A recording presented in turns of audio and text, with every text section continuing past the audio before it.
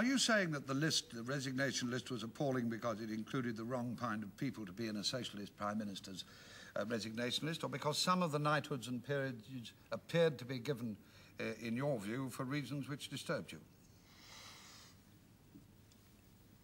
I think that in the first instance, there were a number of people in the list who ought not to have been there. They certainly ought not to have been in the list of a socialist prime minister. They did not conform to the criterion that he had always laid down, that anybody who goes to the House of Lords has to work there.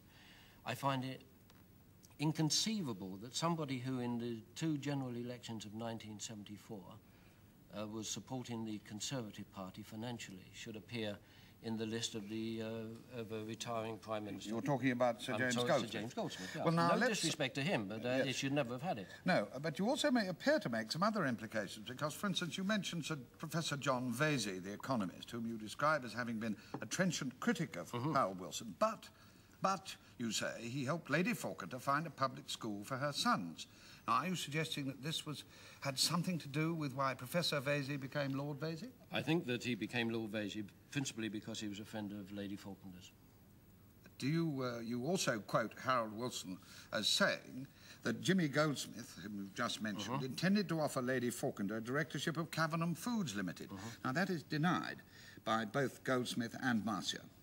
Well, I can only say that it was told to me and a number of other people who I'm sure, if they were questioned, I don't wish to involve them because it included civil servants, would remember the conversation.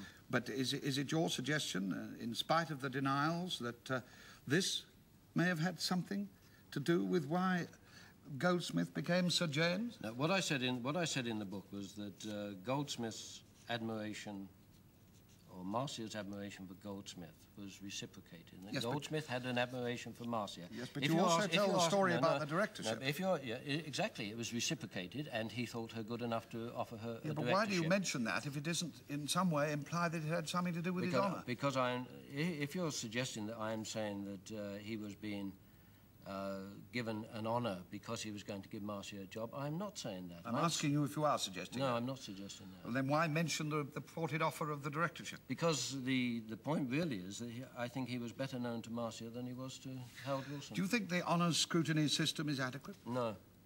Would you like to see an inquiry into this last list or other lists? No, but if you read the honours chapter in its entirety, you will see that what I'm arguing is that the question of the disbursement of patronage through the honours list should be taken away from the Prime Minister altogether.